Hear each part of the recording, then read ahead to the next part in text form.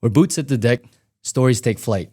Welcome to the Barracks Life, a podcast that brings you authentic stories from the men and women who've walked the path of military service. Did you know that the CH-53 helicopter can carry up to 55 fully equipped Marines or lift external loads weighing up to 36,000 pounds? These heavy lift workhorses of the Marine Corps require some of the most skilled technicians in aviation to keep them mission ready. I'm your host, Kit Lovan, and today we're honored to have former Sergeant Charles Burd sharing his unique journey with us. So Charles, before we start talking shop and reminiscing about the late nights that we worked on the weekends and everything like that, I want our listeners to get to know you a little bit better, the person behind the uniform. Where did you grow up, and what was life like before you joined the service? All right, Charles Burd, born and raised Oahu, Hawaii. My dad was in the Navy, met my mom. They were like pen pals through the ship, and then they got married in Canada, moved to Hawaii.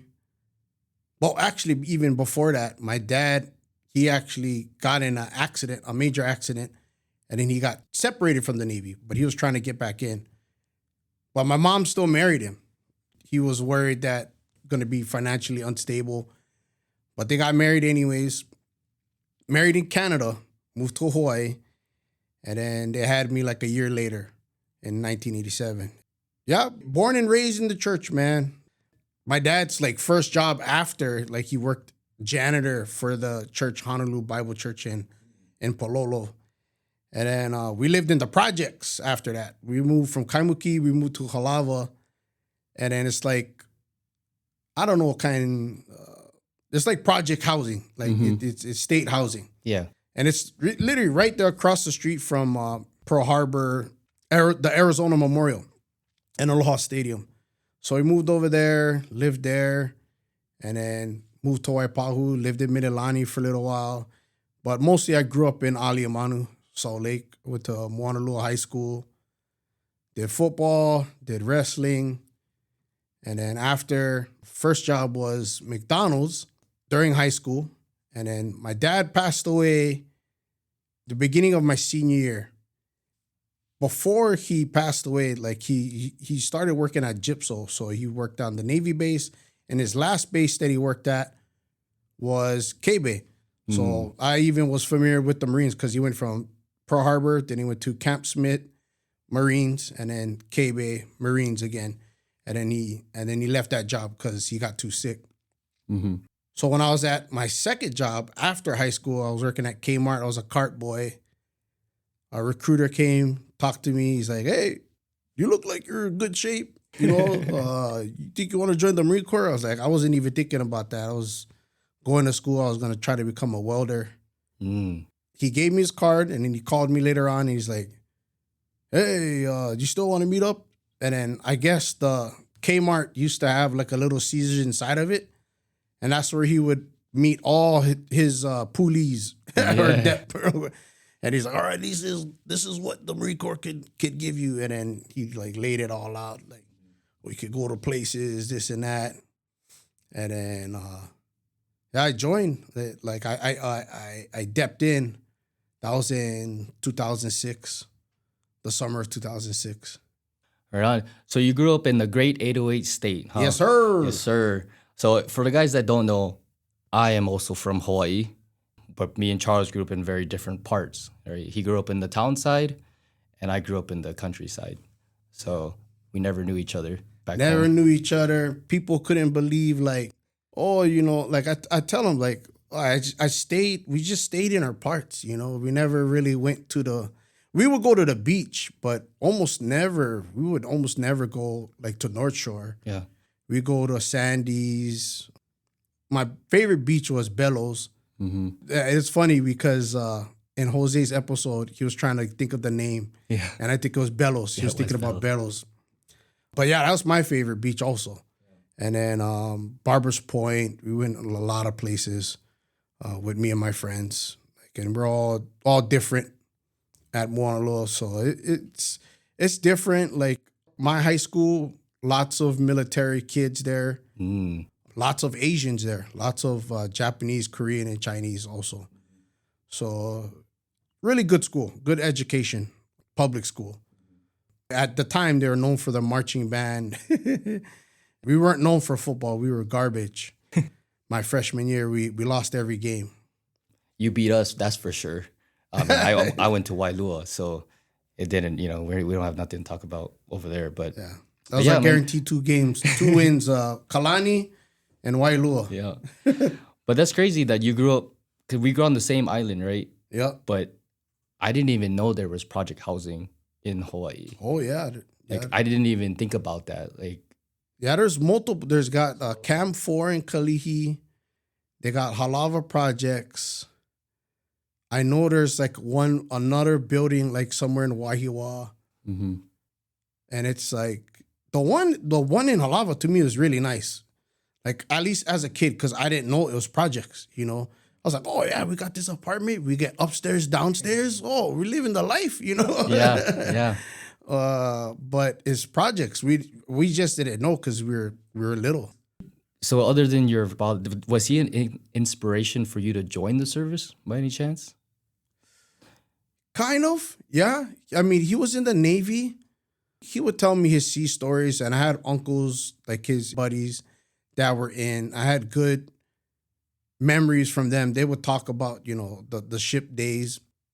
But he would talk about, oh yeah, I wanted to see the world. That's why I joined. I think what inspired me, like I said, because he had worked at all those Marine bases, when the recruiter came to talk to me. And I don't know, this is conspiracy theory. I think he knew people that went to my church in Mililani.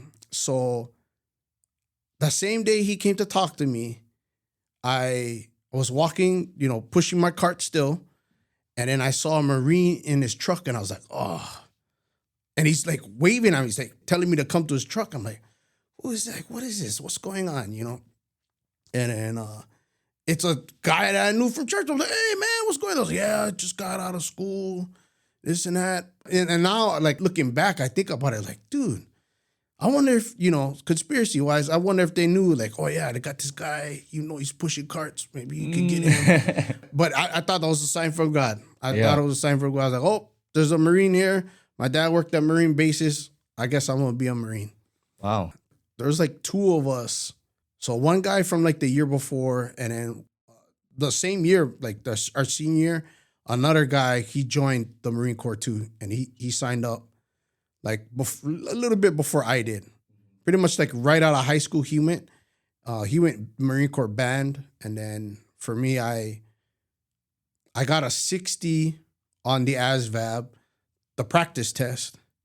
And then I think I got like a 89, like high 80s or low 90s on my ASVAB. So then I was like, yeah, so it's like open everything up. I got the 60. I was like, all right, because I think I wanted to be, like, he was explaining the jobs, and I think I wanted to be a combat engineer. He's like, yeah, you're going to be a carpenter, this and that. And then looking back at it now, like, man, I met some combat engineers when I did security forces, and that's like the last thing they do. Yeah. And for the guys that don't know what the ASVAB is, the ASVAB is a technical test that we as military members all have to take, and it gives you a score. And depending on your score, I think most branches are 30 is allowed to get in, and that's the bare minimum, and 100 is the highest. And that's how we determine what jobs you're available for. It's even separated even further, just like different scores. Correct. Within the score. Yeah. And then I found out today, I was like, because I did good on my electrical score, I got a 110 on that. I got above 110. So I was able to become avionics. I'm just curious because, like, growing up in Hawaii, because I didn't enlist out of Hawaii, but I know that the military has a bad reputation in everybody's mouth in Hawaii. How did you decide I'm going to join the military off of that? Everybody I know doesn't like the military, but yet you just joined like out of high school. Because of the schools, right? I went to Pearl Harbor Elementary, very big military students there. I went to Aliamanu, same thing, and then Moanalua, same thing. So because you're already around other military kids, your perception of the military is either positive or it's not negative, at least from that standpoint. But I will say when I got in, I came back to Hawaii, I saw the negative from like my peers or my subordinates, right? My youngins, like when I got to my shop, like the people that came there with me, that's not from Hawaii, they're from all different places. Some of them had some bad experiences. But for me, for most everybody, all of us, we had good experiences. Especially for me, I mean, I got stationed back home, so it was a dream, man. Oh, that's cool, man. Like I said, it's just interesting to me. But yeah, man, everybody joins the military or joins the Marine Corps for different reasons, right? The decision is different for everybody. Some here, like yourself, feel the calling at a pretty early stage of life. Others find it through circumstance, like myself. And also, some discover it when seeking direction. I joined at a time when the war was ending, but I had no idea. Yeah. And I knew I wanted to be part of something bigger than myself. And then at the end of the day, hey, man, the Marines got the best looking uniforms. So that's what I went with. There you go. There you go. But what was the turning point for you? And what made you decide to actually like join the Marine Corps rather than the other branches? They came to me first. That was it. I mean, the recruiter came to me, and then, like I said, like all those, like seeing other Marine, that other guy from my church, and then my uncle was a Marine, and I forgot somebody else. I found out was a Marine too. I was like, what? The Marine? I was like, okay, sounds like a good deal, and that was it. Like I thought it was a sign from God. I was thinking of the other things I was gonna do. So I was in Honolulu Community College going for welding. Once I stepped in to the Puli program, I had an uncle. He's like, "Oh, no, don't join the Marines. Come work for me. We're gonna pull floor." And I'm just like, I'm not gonna do that. I'll join the Marine Corps. Yeah, I think it was I wasn't even thinking about the perks, like the GI Bill. I think I was like, okay, I'm gonna learn a trade. I'm gonna do my time, and I could do, potentially I could do 20 years or whatever. But I wasn't even thinking that far ahead. But I knew I wanted to join. As a fellow Marine who's worked on CH-53s, I mean, you worked on the Deltas, but now the Echoes, right? Delta, yes, sir. I remember the first time I saw this bird up close, right? It's like staring into a mechanical giant that somehow defies gravity. And it's super complex under the hood, all the mechanical parts, all the avionic parts that's going through. What expectations did you have going in, and how did reality match up? So when I got to Pensacola and I went through my A school, I made sure, I was like, okay, I know I'm avionics. I was like, okay, how can I get Hawaii or California? And I looked at all the type model series and I seen, okay, the 53 is in all three coasts and it's in Hawaii, So I'm going to go to the 53s. And I got second in my class. And then I was able, the first girl, and I think it could have been Jackie, but either way, it could have been her. But whoever they were, I either chose F-18s or C-130s. I don't remember who, but I was second. So I did good enough to get second. I chose 53s. The only thing was they gave me orders right away out of Pensacola, and it was for North Carolina. I was like, oh, are you serious? Like I thought three choices I could go, and I get North Carolina. You get the worst one. It's the worst one, man. Everybody. And it's only Echoes over there. So then we get to school, we're learning, we see the testers out there, we're learning on them, and all my class, they start getting orders. Everybody, Hawaii. All my friends are Hawaii. Another female, she got North Carolina with me, but everybody got Hawaii, and then this other female, she got California. I was like, my goodness. Like, I'm the guy from Hawaii. All these guys are getting Hawaii, and they were my friends too. So I was just like, dude, it's not right, So there was one guy I wanted to trade with. We went to the schoolhouse and we're like, hey, he wants North Carolina. I want Hawaii. Can we just swap? And they're like, nope. So then Christmas comes around, 2007.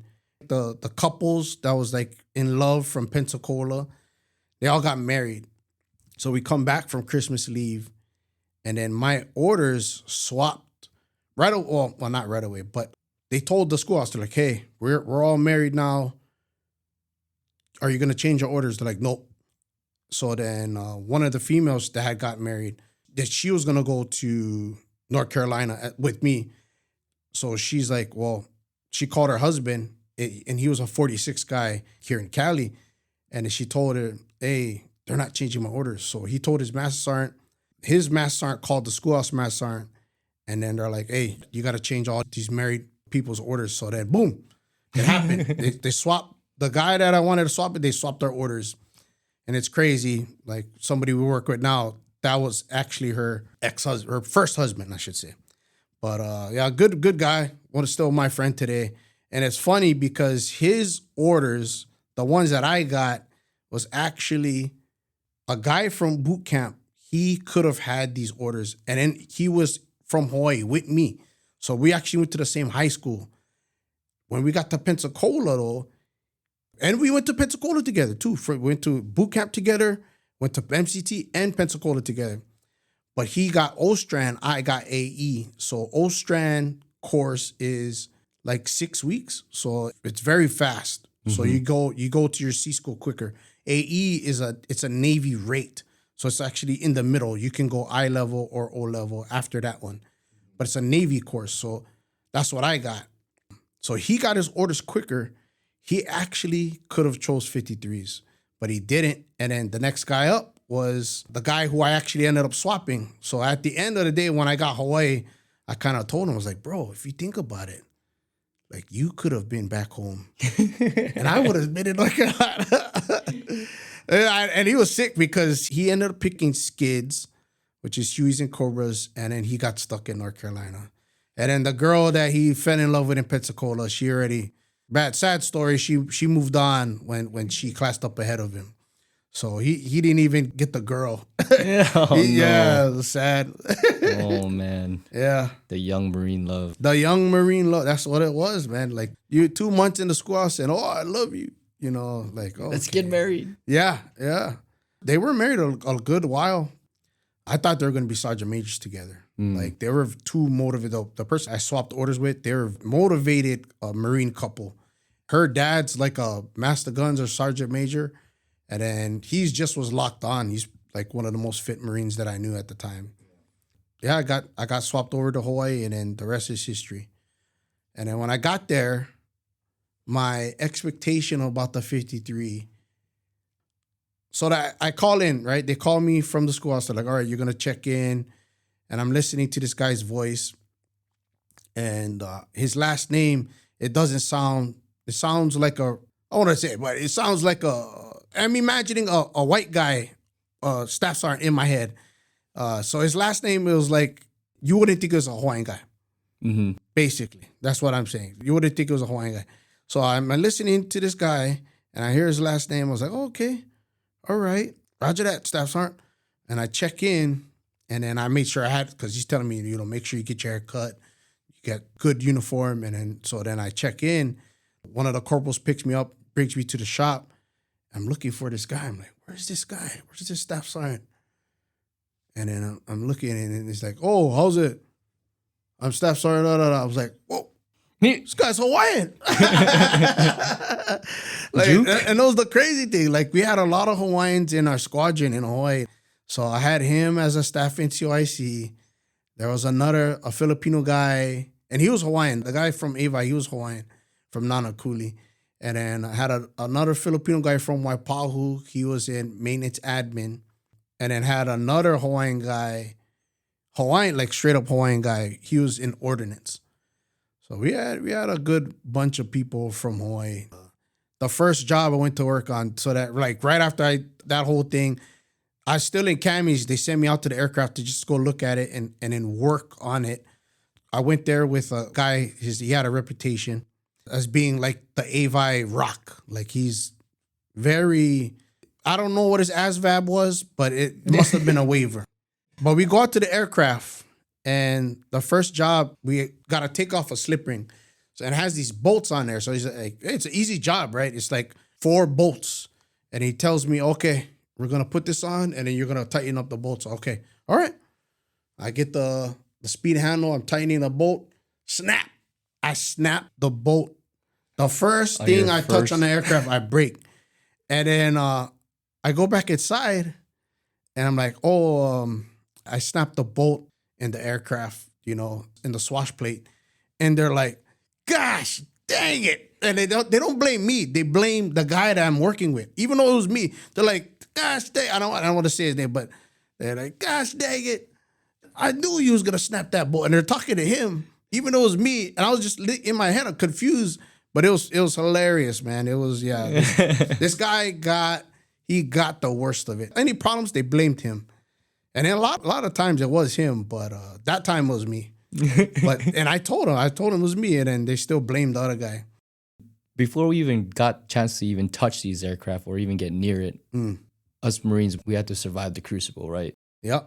So let's take it back a little bit, boot camp days, and let's try to reminisce about or talk story about what's going on. I remember stepping off the bus and thinking, what the heck did I get myself into? As soon as I got off the bus, it was kind of chaos. Everyone's yelling, everyone's freaking out. But those first few weeks were kind of crazy. You see a lot of guys break down. You see a lot of just people never leaving their house and stuff like that. Yeah, just take us back. What stood out to your time after, stepping on those yellow footprints? So I wrestled in high school. I think I knew what my body could handle. I didn't know before, but I knew I could push myself harder than, what I thought, what my boundaries were. And then, so we get to boot camp, right? We're in the USO playing pool. The drill instructors come inside the USO. Get on our bus right now. I'm just like, we stop playing pool. You get on the bus. I left my phone at the USO. My cousin, he called me, actually left a voicemail. But it's crazy. One of the guys I was playing pool with, he ended up being in my platoon. But not only that, one of his friends actually became one of my best friends from the Marine Corps, because this guy was from Albuquerque. But it was pretty cool. And he wrestled too. So that's like, we were playing pool, and then he told me that he was a wrestler. I was like, all right, cool. Everything's going crazy. Receiving's nothing. Receiving was fine. I was fine during there. But it was like I think the Black Friday or whatever, when you meet your drill instructors. And it was just craziness, right? It's just, you're running around, and maybe that night, I was like, what did I get myself into? And I was just like, and then I was like, I might have cried a little bit for my mom, not for me. Okay. But I was like, well, my mom's by herself. I don't know. I was just dumb. But yeah. But then, but I never cried. Like I never broke down on the quarter deck or anything. I was the guy, like exercise-wise, I just was belligerent. I yell. I would just scream crazy. I would do my exercises crazy. So then when it came time for me to get IT'd, they would just they were like, all right, get out of here. They would see that I would go crazy. So then they would just send me back like, oh. I just wanted to be GP. I just wanted to blend in. General pop. I didn't want to be a squad leader or whatever. So it was pretty cool though, going there. I could handle yelling. I could handle the yelling. I could handle the PT. But it was crazy. Like I would see people, I'm like, dude, why are you crying? Like, you know what I mean? Yeah, I know exactly. And I was like the one day, I'm like, dude, why are you crying? And then this other guy, dude, he was in big guy from the Big Island. And one night, it was the day before we got our phone call, the drill instructor chewed him out bad. He took so you know how like you have suntan lotion? Yep. And then you know how they cut it like straight flat? Yep. So there's that really hard corner. The drill instructor took the corners like on the guy's face, and he's like just taking it in his cheek. And he falls on the ground, and the guy's still like yelling at him when he's on the ground. Then we go to our phone call right after that. So then I go, dude, nobody's picking up. I call my mom, nobody's picking up. I call my sister, and it was different. For me, it was like they weren't herring you up. Like you went there, we actually got time. They wanted you to call somebody and talk to somebody. I think I left my buddy Eddie, or he called, and then I was like talking to Eddie. I was like, hey, Eddie, like, hey, tell my mom that I miss her, that I'm safe, this and that. You know, he's like, oh, okay, all right. Yeah. He's the only person that answered the phone. There's like a script on the wall that you're supposed to read, right? Yeah, I remember that. Yeah, but they weren't in there to supervise that. Right. They let us have our time. So then this guy, the Big Island guy, like he's like next to me because he's actually next to me on the rack right next to me. And he's breaking down. I'm like, what's going on, man? Like he's crying on the phone. We leave the telephone place and he's bawling his eyes out. I'm like, what's like, oh. And then I'm thinking like either like his girlfriend broke up with him or something. But that night, I was like, all right, cool. Yeah, I go to sleep. I get woken up. There's lights on the side of my head. Like, what's going on over here? And this guy had tried to, he didn't try to, but like he fake commit suicide. So then he scratched his wrist and then he held it off his rack like that. So then they went to go like, and I was like, oh, I saw the lights and I see them like look at his arm. And then was this the Firewatch people? The Firewatch people, okay, yeah. And then they called the drill instructor. But I was just like, all right, I'm gonna go back to sleep. I go back to sleep. I wake up and he's like, everything's gone. Disappeared. He just disappeared. And then he went to go see the wizard. We saw him again, but he was like getting processed out. Yeah, he's getting med set. But it was crazy, man. Some people couldn't handle it. I would say like for the Hawaiian guys. There was a bunch of us that was able to handle it. They had one guy, dude. They had one guy. He was a pastor's son. He couldn't handle it. It was too soft. And his MOS, he wanted to be in recon. And he was really soft, man. We had to help him out a lot. The Hawaii guys tried to help him out. I tried to help out like all the Hawaii guys. Had one other guy from Macau, Filipino guy. Me and him, and then this other Micronesian guy, I think we did the best out of the Hawaii guys. The guy from Macau, he actually ended up getting hurt after the Crucible, so he had to stay at the depot. I didn't see him again until almost 2008. He got to Pensacola in September. Like he was there for like 6 months. Me, him, Paul. Oh, I said it. But my buddy that I went to high school with, he was doing good too. He was doing really good. And then one day he got sick too long. And we all got sick. Everybody got sick. Like everybody got sick too. Like it's the recruit crud, right? Yeah. Everyone gets sick. And it puts you down for a day. Like at least everybody went down for one day in different spurts. Not everybody together, right? Yeah. I even went down one day. But he went down just like 3 days, you know. Not one day, but like 3 days. And then the drill instructors they were relentless on him. And then, dude, there was one time I almost fought our guide because it starts trickling down, you know. Drill instructors might treat one guy. And I'm not, you know me, like I'm not a guy to fight people, but I was going to fight people because they're messing with the Hawaii guys, you know. And it was crazy. I was like, I don't know what happened. They were picking on him. And I'm just like, bro, like, you know. And then after that, he shaped back up. But then, yeah, just one guy, man, from Hawaii, he couldn't handle. He graduated, but he could not handle. I don't know, too sheltered. I don't know if he was homeschooled or something, but he was in good physical shape, just mentally.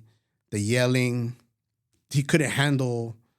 He broke down like one time. They had the foot lockers, and this is we already did the Crucible. So when I went through, it was a little experiment they did. We actually did our Crucible in the middle. So we did first phase, you know, at the depot. Second phase, we did the Crucible shooting. And then third phase was just almost like chill out, you know, and you drill again, you do a PFT. That's how they did ours, you know. So that's how a lot of people, they got hurt when we came back, but they kind of were like half recruit, like Marines already, because we did the Crucible during second phase. But then we came back, just because it was different, it was also the way that the structure was, it just made like becoming Marines. We felt like we were Marines before we even got our EGA because we did the Crucible. Yeah, it was just a lot of people got hurt, man. So So we came back, right? So the soft guy, I'll just call him the soft guy. We got back. We already had done the crucible. We got back, and it just was a day where we were just chilling.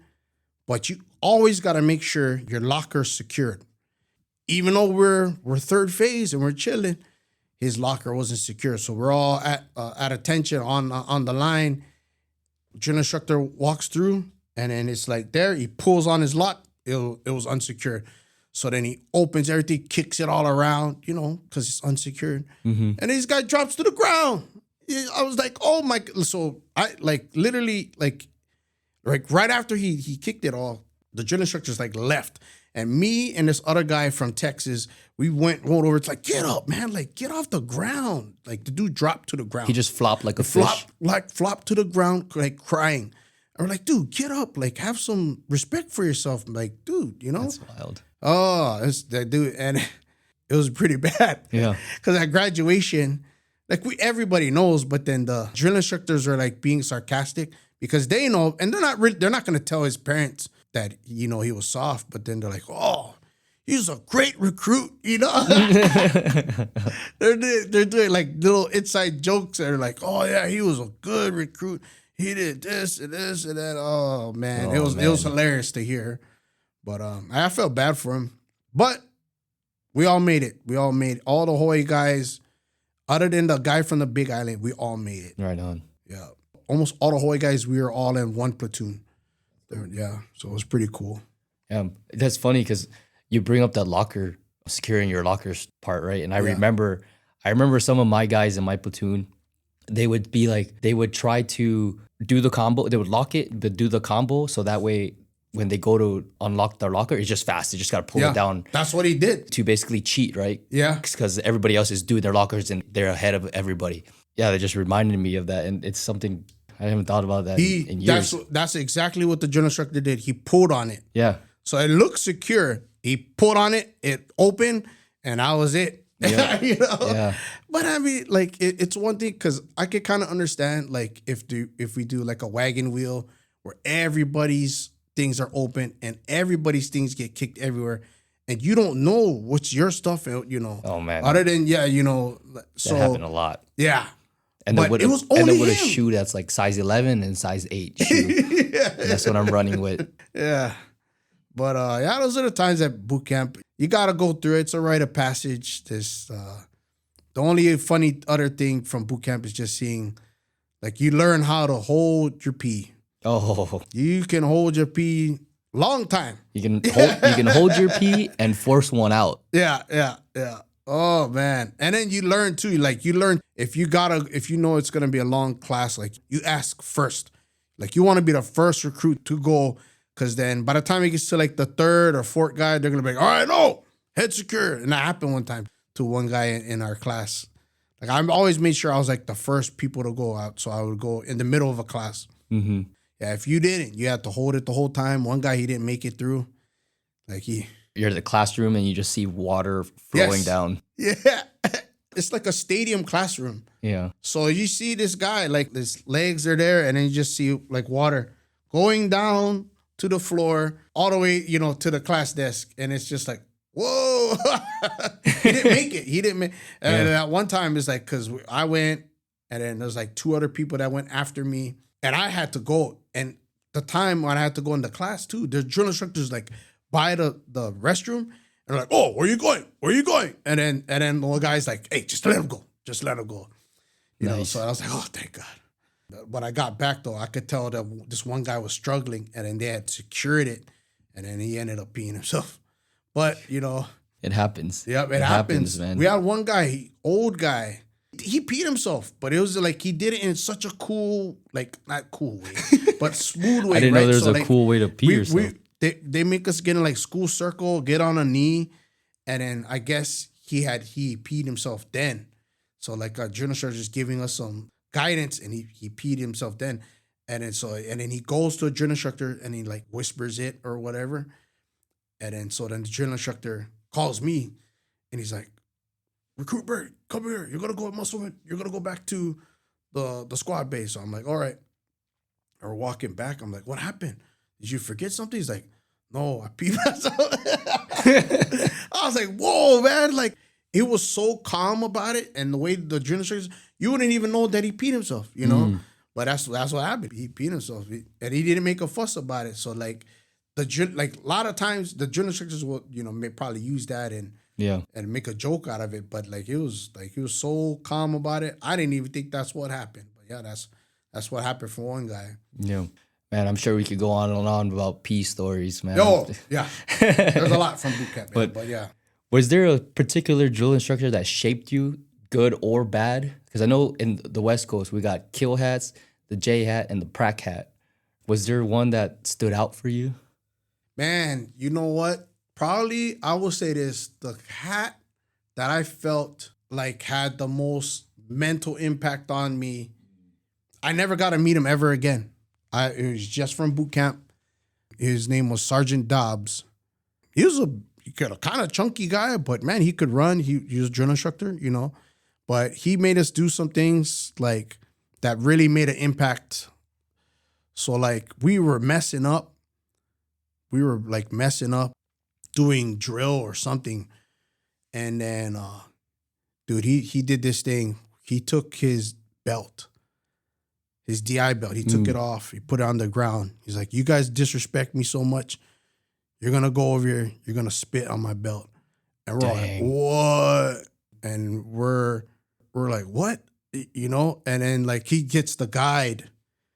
And the guide's like fighting. He's like, no, I'm not going to do it. And then he gives in. Like, and then they yell at him. And then he spit on the DI belt. I was like, oh my goodness. And then everybody has to go through and spit on the EJ. We're like, oh, like, so it's like embarrassment for us, And then there was another night he was telling us like, I don't also know if he was messing with us, but I don't know what his MOS was, but telling us like, hey, all you have is your brother to the left and to the right of you. You never know what's going to happen. You got to trust these guys because you don't know if you're going to wake up. You're going to be holding your friend's brains in your hands. And we're just like, man, in my head, I'm like, man, were you infantry or something? Like this is crazy, But I would say mentally, he had the biggest impact on me. I liked him the best. And he was like, he wasn't the kill hat. He was like the drill hat, kind of, the J hat. So I think I felt like we interacted him the most. My kill hat, I actually saw him again in Okinawa. He was a gunny. And it's crazy. When we graduated, they told us, hey, you can't have sleeves. When I saw him in Okinawa, 7 years later, he had full sleeve. Yeah. Sleeve tattoo. Sleeves as in tattoos. Sleeve tattoo. Sleeves. Yeah, sleeve tattoo. So I was just like, okay. I started thinking in my head, I was like, oh, it's not allowed, I thought. But I was like, okay, maybe he got it like right after or something. Yeah. Back in our time, it wasn't allowed. Yeah, it wasn't. Nowadays, now it's allowed, yeah. It's perfectly fine. Yeah. I don't know what happened. He ended up getting kicked out. My senior, he actually was a 53 guy, bro. 53 guy, 53 airframer. And then he actually got stationed in Hawaii. And he ended up getting kicked out too. So I know two of my judges, I met them again. Yeah, they just, at the end, they were good. They were like, especially my senior. My senior was pretty good as a drill instructor, but I like just, how should I say? Just stuff, man, sin, they couldn't handle some stuff. And at least for him, my senior, I knew that's all it was, and then he ended up getting kicked out. He's a good guy too, but you mess up and there's some things that, you could do where you could come back, you could get NJP, you could come back, especially if you own up to your mistakes. You own up to your mistakes, the Marine Corps it might slap your wrist, you might get, a little bit like an NJP.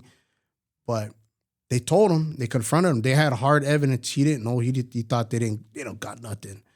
And then he denied. And then they showed him the evidence and they're like, yep, we're now, because you denied it, we're going to kick you out. Yeah, that's what happened to my senior. But I would say the one that had the biggest impact on me was the one that I didn't get to see again, which was Sergeant Dobbs. Yeah. Well, I don't know what happened to him, man. I tried looking for him on Facebook. I've asked my drill instructors because I have my senior. I still have him on Facebook. But the kill hat, I even had him too. But I think he got off Facebook because I don't know if it was like he had too many friends from the Marine Corps or whatever, but Yeah, that's crazy because the drill instructor that stuck out to me was also my J hat. yeah. He would do a lot of psychological stuff, that, Yeah. just like your drill instructor is talking about. He would do this a lot, but I remember this one time specifically at nighttime when we were supposed to be sleeping, right? He would stand right over the guide's bed and just stand there and just, he had this raspy voice, right? That frog voice. And he's just telling the guide all these things like, oh, you're going to go to war, like all these psychological stuff while he's sleeping. And I remember this because I was basically right next to the guide and I'm just sitting there like, dude, this guy's crazy. What the heck? And I'm taking it all in. I'm just like, dude, this guy's nuts. And he would just leave. But he had this like presence about him. He was not the biggest dude or strongest, but everybody respected him. Yeah. And he was only a sergeant. Yeah. Mine was a sergeant also. Oh. He was big and he was chunky. Like he's like, you know, you could tell like he was like filling out his chucks. Yeah. But he was in good shape, man. He could run. All those drill instructors could run. Yeah. Yeah. It was that. It was psychological. Yeah. A lot of his stuff was psychological. And man, I really wish I could have reconnected somehow with him, you know, through Facebook or something. But I have no idea what happened to that guy. Mm. So while in boot camp, our final test, right, where we do the crucible and everything like that, is there a special moment that actually stands out to you during that time? Because it's a rough time. We're out there, you know, running for a few days, no sleep, basically, no food. People are stealing food from each other. So you just learn how to survive, right? So for me, I was one of the guys that actually made my MREs last because, yeah, we didn't have a chow hall, but they gave you oranges, apples, you know. So I always would, if there was an orange crate or apple crate, I would get like 2 apples, oranges, and I would chow down that stuff, you know. Mm-hmm. And then when we went through, I'm telling you, February 2007, something must have happened, man. It rained while we were on the range. It rained hard. So it was super cold, man. So when we went through the crucible, it was rough, bro. And they brought us these big old things, and it was full of soup, full of broth. And man, I pounded that stuff too. So that's how I did. I survived it with the MREs. Like I made sure I rationed out. I literally rationed out my food. But you see, guys, they ate all theirs on the first day. Yeah, I remember that too. The second day, they're asking, hey, when you're not done, just give me the wrapper. They're licking other people's wrappers of the MRE scraps. Yeah. I'm like, bro, like you should have rationed out your food. Yeah. You And know what I mean? they're stealing from their brothers as well. Like when a group goes do this activity, they see a bunch of bags on the floor. Oh, just man. digging them, stealing them. Dang. That's what I saw too. Well, I never. Maybe we were stocked. I think because of how cold it was, I think they gave us a lot of oranges, apples, broth, but still, there were still guys that ate all their food. So, they're pretty much waiting for that. Yeah, they ate 3 MREs in one day. That's like, Yeah. 6,000, 9,000, 10,000 calories. But I never saw anybody steal there. And then when I went through, did you have to make a tent? No, we didn't have to. We were in the huts already. Oh, okay. We made tents. Me and my rack mate are tent mates also. And man, like we took care of each other, man. We were pretty locked on. It's crazy because that guy, my rack mate, he ended up being a 53 flight liner. And then he went to Hawaii ahead of me, telling me all about it. It was pretty good, man. It was pretty cool being with that guy. So we kind of kept each other in check, made sure we had all our stuff together, you know. If there was stealing, we wouldn't know because we were good, you know. It wasn't us, you know. Yeah. Yeah. So we finished the crucible, right? We finally get that EGA. I know yours was a little different because you did yours in second phase.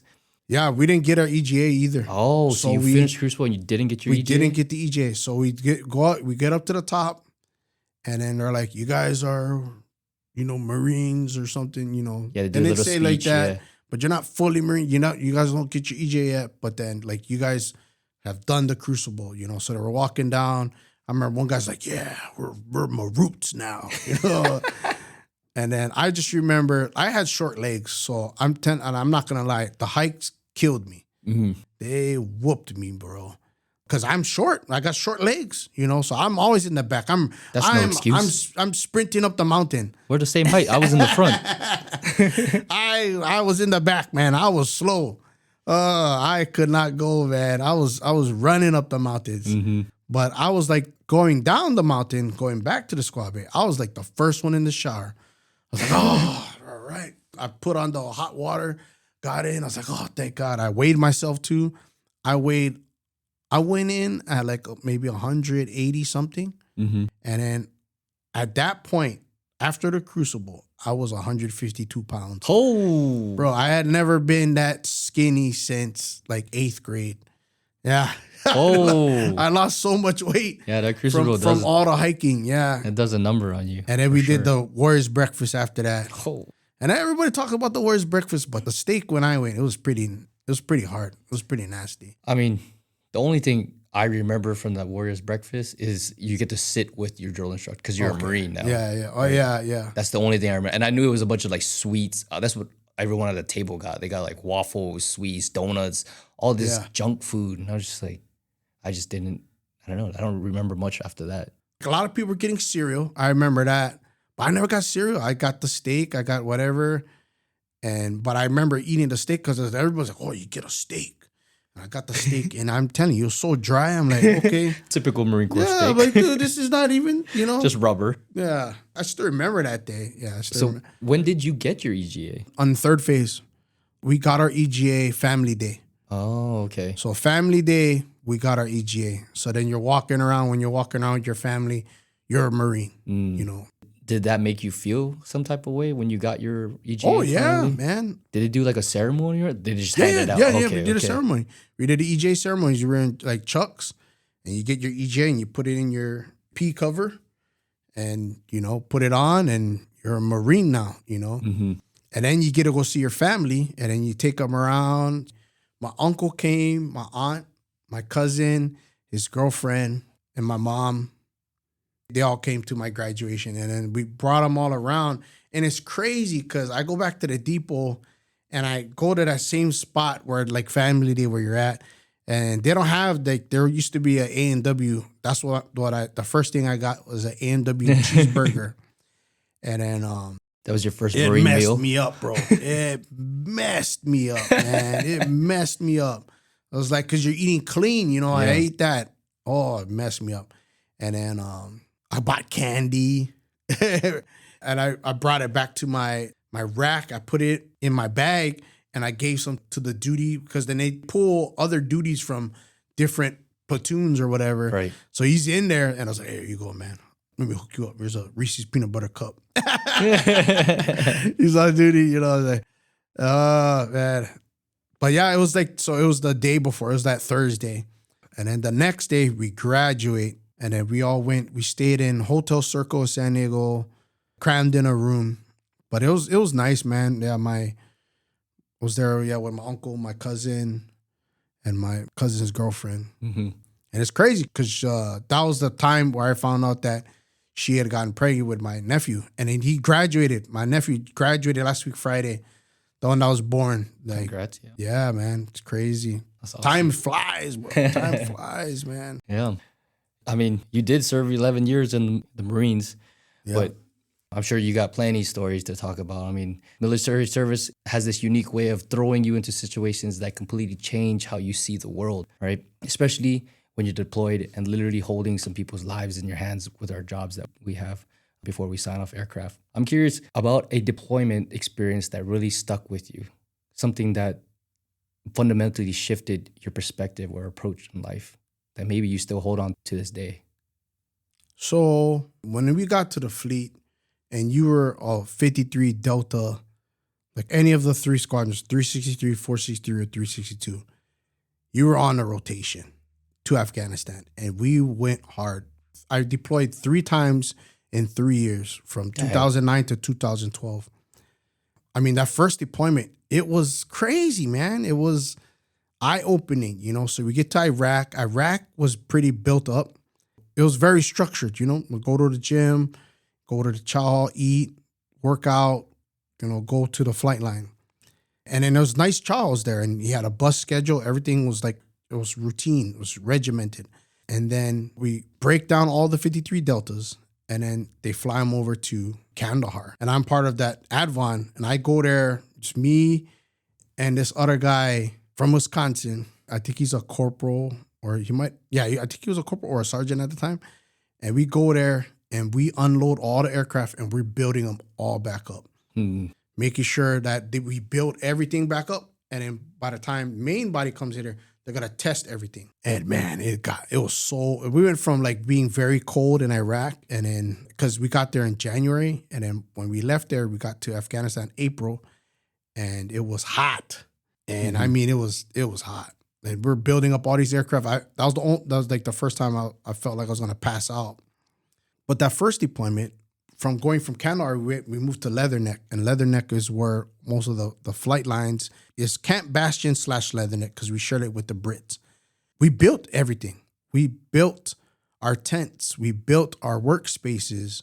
There was nothing there. It was just moon, I call it moon dust. Like the sand was so powdery, it got everywhere. It got in your gun, got all in the aircraft. It was just sand, But we built everything.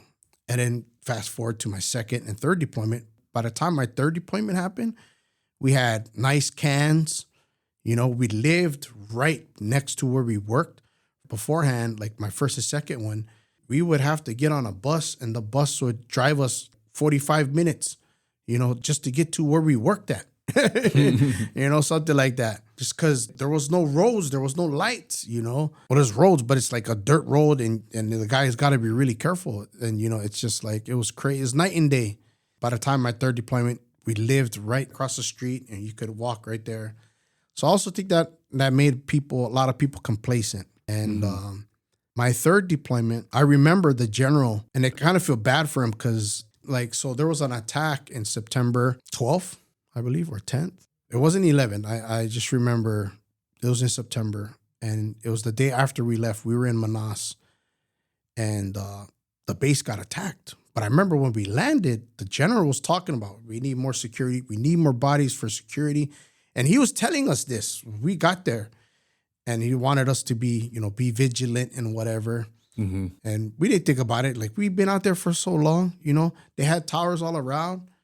And by the time we ended, we were like, man, this is crazy. Nobody's going to attack this place. And then the day after we left, they attacked the place. And it also makes me think, too, I wonder if they knew that they waited for us to leave because we were doing nothing. We already had broke down all the aircraft. We were just there working out, eating chow, but we were strapped, So I think had we been around, they did attack at night, so maybe we wouldn't have been up, but there would have been more response from us, especially because we were in the cans. But they ended up attacking, and it's crazy. A sergeant got killed, and a CO. They made it all the way down, and then the CO of the Harrier squadron that was there at that time, he got killed. And it's crazy. I was like, man, of all the people, of a unit, the CO, it's like, man, the commanding officer, the sergeant, the CO, a bus driver. But these guys, Afghanis, I don't know what they were, but they dressed up. They had army fatigues or whatever, and they cut their way through the fence and lit a fuel pit on fire. They blew up a Harrier. And then by that time, they killed a sergeant, killed that CO. And then the Hueys, the skids, they came out and they lit those guys up. They heard what was going on. The skids came up and they just, Yep. Yeah. They sent them to Allah. Yeah. That's crazy, man. Thanks for sharing that, and condolences to that sergeant and that CO out there. Yeah. And what base was that? Bastion, right? That was Bastion. Yeah. They call it the Battle of Bastion. Yeah. They call it that one. And I will say this too about the deployments too, right? So because of that attack, I ended up going security forces. But even before that, from my first deployment, when we got to Iraq, I would go to these Bible studies that were there. And I ended up getting the Bible that I keep now. and they gave it to us for free. They gave us a study Bible ESV version. And it's crazy because it's like split in half. It's like, so then you got your Bible verses, and then underneath any references you might not understand, it explains it. And I was like, man, this is crazy. And they gave it to us, and then, so I tried to keep up with the Bible study that first department, but it's hard because we went from Iraq to Kandahar to Leatherneck, so it was always changing. Right. In Iraq, it was a pretty steady Bible study because there's a lot of Army guys there. And those guys were already established, regimented, right? But because Kandahar, Leatherneck, we're building everything. There was no time for people to gather to study the Bible. But my last deployment, man, we had a good Bible study group, man. We had a good core of guys. None of us are ordained. Well, one guy, he's a pastor now. He's a pastor now probably because of that time over there. But during the Bible studies, and we all grew, man. We followed a program from Francis Chan, and I forget the name of it, but it was talking about the Holy Spirit. And then the guy was started talking about it, and I started thinking to myself too, so he's saying hey, the one thing we're missing out of church is the Holy Spirit. We say all these things, we should be encountering the Holy Spirit. And I was just like, wow, you know what? He's right. And it says it here, it says it there, it says it there. It's like, man, we need to be searching for that, for to being convicted. And there were times out there, we went through that study, and it changed everybody's lives that went to there. And then we had our group, we ended up calling our name the Foundation. Nice. So it was just just a bunch of guys got together, read the Bible, had some good talks. And we got a lot grounded. There were a lot of arguments too, because there's no, how should I say, there's no leader. So because of that, there's no structure. So then it's just a lot of things some guys would pick up. One guy, he got into this diet, and then they're like, okay, man, you can do that, but we're not all going to do that, Yeah. But it was good, though. We did get grounded, man. And people would come from different, we would invite Marines from other units that were there. Hey, come to the Bible study. And it was good, man. It was really good growing time, conviction time, in the Marine Corps and in my life, That's one thing you see from boot camp to just going from boot camp to MCT or SOI, depending on what you go to, right? School of Infantry. You go to boot camp, everybody's in church because it's a way to get away from the drill instructors. I remember going to church at MCT, and there's 5 people there with me. Yeah. And I'm used to going to, because I'm telling you, I was raised I went to church every Sunday. And I was just like, man, it's crazy. You give people the freedom not to go, and then they literally won't go, And then I went to it in Pensacola. Oh man, you have to go in chucks there. I was just like, man, really? So then I went there sometimes, but I tried to always go regularly. But when I got back to Hawaii, just went back to my old church, every Sunday. That was good, man. Even though the services and the chapel wasn't built, that last deployment, man, we had that Bible study rocking, man. Yeah. We learned a lot, and, we all grew. Yeah. Yeah, man, that's awesome. So you did 11 years in the Marines, right? 11 years in Marines. You must have seen a lot of Marines at their best and a lot of Marines at their worst. Yeah. Tell us about the brotherhood you experienced downrange, maybe how that shaped you today. I'm still, with the guys from 362. Your first unit? My first unit. Right on. We were tight, man. I still call them sporadically, tight. And other guys have said it too. I could have worked with these guys for the next 50 years until I die. It was that tight. I think a lot of it is none of us are married. Also, there was only the only female in the shop was the chief warrant officer. And then we had one other female, but it was all guys, man, all young men, so it's just we all hung out together. We were able to, go work together and go drink, after. Is this the same group that you did that Bible study with? No. Oh, okay. I was just Yeah, but the same unit. Okay. But not the same people. Okay. Other than my friend, I have one buddy, Isaiah. He was a part of like both groups, But the other guys, we were all peers. We all went to schoolhouse together. Like I see. all of us. 3 of us for sure. Like we were in the same class. My buddy from New Mexico, another buddy from Louisiana. Us 3, we were in the same C school class together.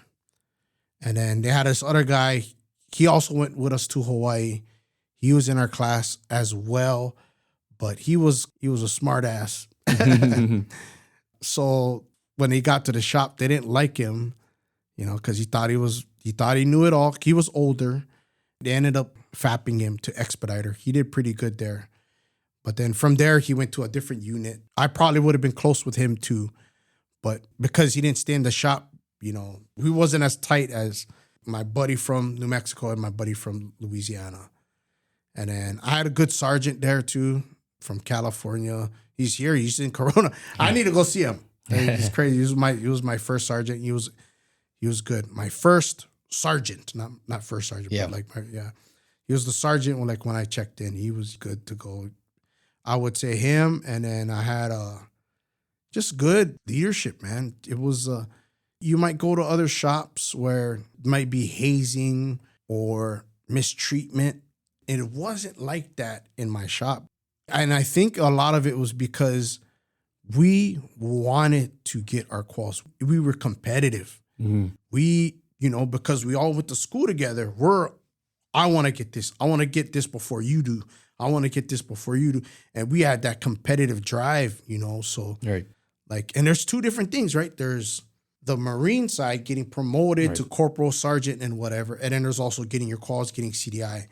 And we had it both, man. We wanted it both. Like we wanted to beat each other to the next qual. So it was very competitive. They never had to do that to us, like yell at us to run or whatever. Mm-hmm. Dude, oh my goodness. I'm telling you, I was at your old shop the other day and I was talking to the staff there and I heard from the background a Marine, like the desk sergeant, scream to the night, "Hey, clean up the shop. We're going to clean up the shop. Do ATAF. We're going to clean up the shop." And then this guy, he's standing by the door. And then the desk sergeant's trying to talk to him. He's like, "Hey, clean up the shop." And he's like, "I don't want to talk to you. I want to talk to the staff." To the staff sergeant. What? I'm just like, what? It's a different Marine Corps, man. Yeah. And I look at the staff. I'm like, I'm hearing it going on. I look at the staff sergeant. I was like, "All right, man, I'll let you do the Marine Corps thing." I walk outside. I was like, "Man, it's different Marine Corps. Different Marine Corps, man. Different, man." I was just like, dude, you take your lumps, you work, you clean. It's just, you're new. And it's not hazing. It's just what you go through, But man, some of these guys are mentally like that, weak. I don't know. I don't know how to say it. Yeah, we talked a little about your deployment and a little bit about your faith, Mm-hmm. right? During deployment, was there any moments you found yourself questioning or leaning more heavily on your faith or personal beliefs? That last deployment, I mean, definitely that last deployment, just reading the Bible a lot more, trying to expand my, what I knew about being a Christian, especially the Holy Spirit aspect of it and being convicted, going to church, being convicted, trying to grow. Because I was raised in the church. I went to church every Sunday.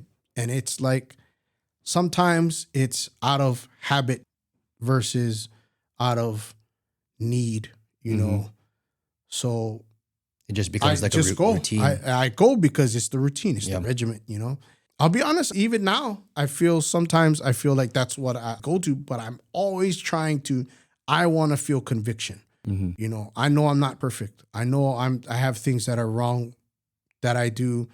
I want to strive for perfection. I know I won't get there, but hey, Jesus saved me. That's what I'm going to keep trying to do. Yeah. So it was nice, when COVID happened, I stopped. I didn't stop going to church. I would just watch it on the TV, but we stopped going to services, And then my mom came in 2021. Literally, I lived right behind this church that's right there. Mm-hmm. And my mom's like, "I'm going to go to this church." I was like, "Okay." And she went there like the first time my daughter was a baby. And then the second time she came in 2021, she's like, all right, come with me. I was like, oh, okay. And I went there and man, conviction, boom. Yeah. Good pastors. Man, he's very enthusiastic. He's very articulate. And you could tell, you know, he has a passion. You know, he has that calling. And I was convicted right away. I was like, man, like this is what I've been missing, you know.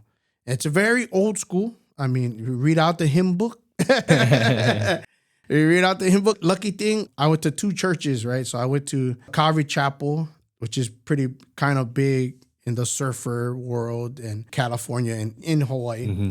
And then we went there for the morning service, but in the evening service, because my mom would work on Sundays, we would go to another church, a Filipino church, and we would sing hymns. So we read out of the hymn book. So I was exposed to both, you know. So going to there, it brought me back because I was like, oh man, never read it in a hymn book in so long. So it was pretty cool. And I still go there. Now. I've been going there since 2021. Right on. Independent Baptist Church in El Cajon. Yep. Right on. Let's rewind a little bit, right? Okay. So you said you were at your first unit, but then you transferred to a second unit? Yeah. So in between there, right? So the first unit I was with 362. Like I said, when we left, they got attacked, right? Mm-hmm. The base did. 361 was there. So I applied for orders. I was like, I want West Coast. Oh, you're going to go to 361. I got my orders while I was in Afghanistan. And 361 came to Afghanistan. So I actually got to meet like my OIC, my first gunny. He was a staff from Hawaii. He was at 361. So I was like, oh man, this is meant to be. This is divine. You know, I literally was like, that my gunny's going to be there. This is God, you know? So I go in over there. I got to meet all of them. And then I get back to Miramar, say goodbye to all my friends, say goodbye to all the guys that I've known, call them youngins. People call them nuggets or whatever, but I call them youngins, all my youngins. Said goodbye to all of them. Came here to San Diego, didn't know anybody. Yeah. And it changed. Like I went from like in the beginning, like my first enlistment, everybody was tight, everybody was clicking, and got to Cali. I didn't know anybody. And they told me like, hey, 361, they just got to Afghanistan. Like they were out there when they got attacked. You're gonna go somewhere else. Or you could go security forces. So because of the attack, the Marine Corps pulled people from all over the Marine Corps to become security forces. So they pulled from the air wing, they pulled from tankers, they pulled from LAD and combat engineers. The combat engineers, I think they were made up the most of the core of our company. But I got assigned to 371 or 372, the Sand Sharks out of Yuma. So I did security forces for like 8 months. And it exposed me to a whole different side of the Marine Corps, different MOSs. Mm-hmm. I mean, I'm a sergeant. I've been on deployments, but I wasn't in combat. So I had to go to these like Lance Corporals, PFCs even. And I'm like, hey man, it's been a while since boot camp. I don't know how to break down this saw, like the 249 saw or the 240. You're going to have to show me how to do it. And boom, they would have shown me. For me, I wasn't afraid of admitting I didn't know something. There were some other sergeants that were air wing. They didn't want to do that. But I did. I made sure I did that. Like, and they also kind of looked at me weird, like, oh, this guy from the air wing, he doesn't know anything, you know, because they're combat engineers. So they're kind of like grunts. They're not exactly grunts, but they did a lot of the stuff that the grunts did. And they were with the grunts a lot of times. It opened my eyes, man, doing that security forces. And it was a good way to network with different MOSs. Man, my roommate, he was for probably like ground side wise, and he was actually a security forces for a little while. His name's Hurst. That was his last name. Man, he was good, man. He was a really locked on Marine. I had a good platoon. So I had a really good experience. Did Bahrain, Qatar, security forces. I did that for 8 months. And then 361 came back and I came back. So we both came back at like the same time. And then I went to 361 and start over again, right? So I made all these other friends and stuff from Yuma. Now I'm back in my unit, and that staff, the first one that I had, I think he already had checked out the unit when I came back in, so that I really didn't know anybody. And like I was depressed. Yeah. Like I didn't know anybody. I didn't know the aircraft, because it changed. We went from, going from Deltas. Yeah, engines are the same. Bladefold's kind of the same. You get some things, you're like, okay, I know how this works. I know how that works. But then like AFCS, which is huge, is totally different from the Delta to the Echo. There were still gyros and stuff involved, but then like you're learning different. There's 2 computers now and all this and stuff like that. So AFCS, which is a lot of the big part of AVI, is totally different. I felt discouraged. I felt like I wasn't very knowledgeable. I really sat on the sidelines my first 3 months or so. The first month that I got to 361, there was a massive, massive drug bust. It's all AVI. So I get there, I'm like, what did I check into? That's your shop. This is all my shop. And all of them are doing spice. This new thing called spice, it was a drug that is supposed to replicate marijuana, but it was not testable. But then they had to come up with a test, and then basically a guy had snitched on everybody, and it was like all AVI. And I'm like, what did I check into? And then you're like, what did I leave to come to this? This is crazy. There's like a couple staff that was there, leadership positions in my shop. It was just like, man, like they may have been good. Like one of them, I know he was good at the aircraft, and then the other guy was good at marine things, like taking care of himself. But I got one of them, and he wasn't the best leader, but that helped me connect with my shop at the MU. So I got the MU. What made it click for me when I had to hey man, you need to stop feeling bad for yourself. Right. There was another sergeant, I think he came from like C-130s, and his daughter had a medical condition. He was going to be the next CDI. And when his daughter started progressing, whatever her sickness was, he actually got a hardship. Like he got to leave the Marine Corps. An approval? Yeah, approval. So they're like, hey, you're the next sergeant. You need to step it up. We're going to send you to WTI. And guess what? You're going to be a CDI.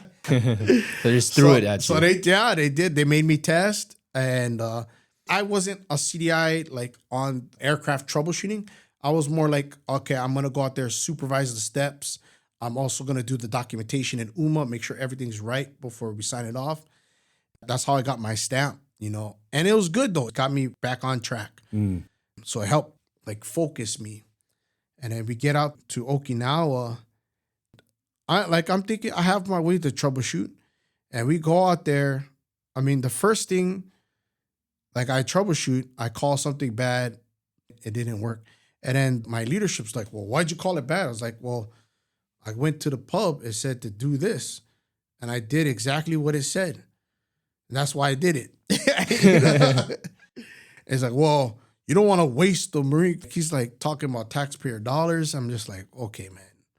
All right. I'll swap stuff out, before we call something bad or something. But I'm following the pub, like you said. And basically something happened. And I'll admit, I made a discrepancy go away, but I didn't fix the problem. I'll just say that. But he kind of knew. He kind of knew, right? So he called me out, and I didn't exactly admit what I did. Thing that I fixed the problem. I fixed it, but I couldn't tell him how I fixed it. I did cut around some corners, But because I did that, he chewed me out, dude. And then I got real serious. Like, okay, I got to make sure I do things by the book. Boom, boom, boom. I started clicking with my crew more. And it was really good crew, that MU. We grew tight. My roommate ended up being a Delta guy, flight liner. His name was Brookshire. Call him Brook Dog. Man, and we were tight because you're Delta guy. I'm a Delta guy. We were roommates. He had a car. So it was amazing, man. And then that's where I kind of started embracing 361. And then when we get back, they actually purged a lot of that bad leadership in the Avi shop. But before they purged them, right, my gunny asked me, he's like, hey, what do you want to do? It's like, send me to control. Because I saw the guys in control. I wanted to be like them. I wanted to learn from them. He sent me to control. Those guys get out of the unit. The guys you wanted so to be part of. Yeah. The guys I wanted to learn from, they leave the unit. So I'm in there. And then also my buddy from Flightline, he comes into control with me, Brook Dog. And I mean, we have some good times. We had some really good times in control. But I was very stressed. You know, they do it to you, you know, on purpose. They want to see how you deal with stress. And sometimes I would break down, like not cry. Maybe when I got back to my room. But I wouldn't cry there, but I would let it get to me. My enthusiasm would go down. When I would give a brief, I'd be like, oh, well, this is going to be down. This aircraft's going to be down. And then, but they talked to me like, hey, man, you are supposed to make them believe that they could fix the aircraft. Like, you got to change your attitude. It's like, okay. And basically the shop saw that there was another guy in Avi. He wasn't getting his qualifications. He was like a sergeant. He didn't want to pick up CDI. So they're like, well, Bird's in control. He is a CDI. This guy doesn't want to pick up CDI. Hey, send Bird back and we'll send him to control. And it actually worked out good for both of us, right? Oh, man, best thing ever, man. Went back to the shop and we got this gunny from the East Coast. Got two of them from the East Coast. And also the other good staff that were already there in the shop, like one of the staff sergeant Delaney, he picked up Gunny. And then also Gunny Wells helped train me in control. She picked up Gunny. So, dude, we were stacked, you know, and it was all good staff, like all of them. I mean, I'm telling you, you know, that time in like 2016, 2017, 361 was the best on that line. They were the best squadron. And I'm talking top down from the CO to the XO to the maintenance divisions. All motivators, all good people. They cared about the aircraft. They cared about Marines' morale. One thing they did when I got back to the shop, they did 3 shifts. So that helped change everything, right? Morale went up because we were doing slapping hands. Night crew was slapping hands every night. So night crew's morale was down. But once they went to 3 shifts, hey, we're getting a break. We're going to get a weekend. It changed everything, man.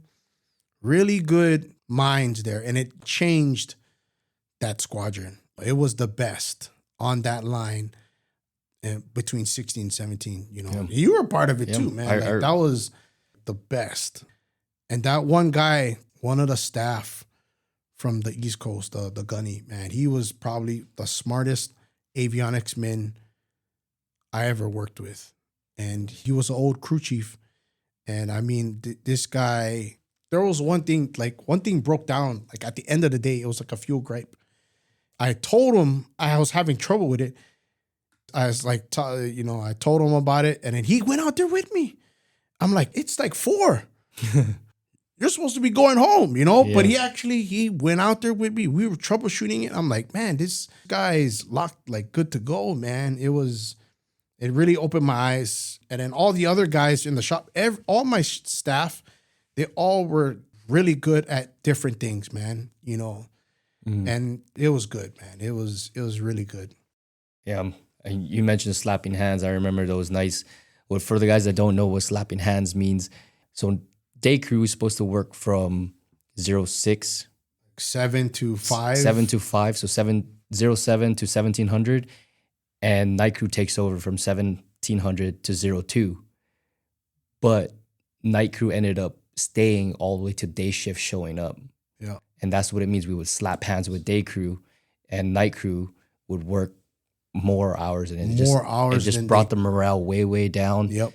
And then when it speaks about the 3 shifts, it really helped us. I remember that time. Yep. The maintenance chief at the time, he did 2 things. He did 3 shifts, and then he also made staff run the desk. Mm-hmm. That was another thing that made everything run efficiently, because at the time, everybody wanted to delegate. It got to the point where like a lance corporal was running the desk. And, you want to put people in leadership positions, but you don't want to delegate it so fast that now you got a lance corporal running the desk. He's trying to tell sergeants, corporals what to do. The power dynamic doesn't work, Right. And even when he needs to go up and speak to maintenance control, it doesn't work either. Yeah. Yeah, I remember those times. So here we are at 2025. You've been out of the Marine Corps for about 7 years now? 7 years. 7 years. Yep. Your experiences in the service have shaped your path in a meaningful way. I mean, I can tell from all the experiences you've done. Tell us where that journey finds you today. What does life look for Mr. Charles Burd? Man, Mr. Burd.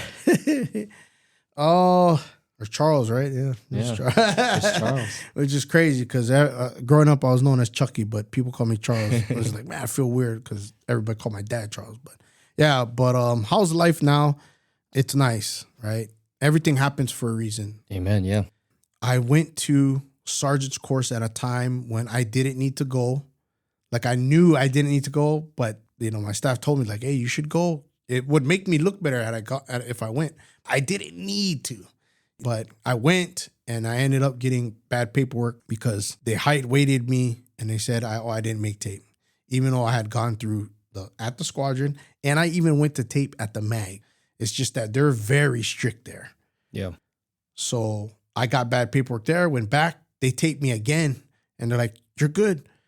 But it's already done, I never went on BCP. Like nothing happened, other than I have this bad paperwork.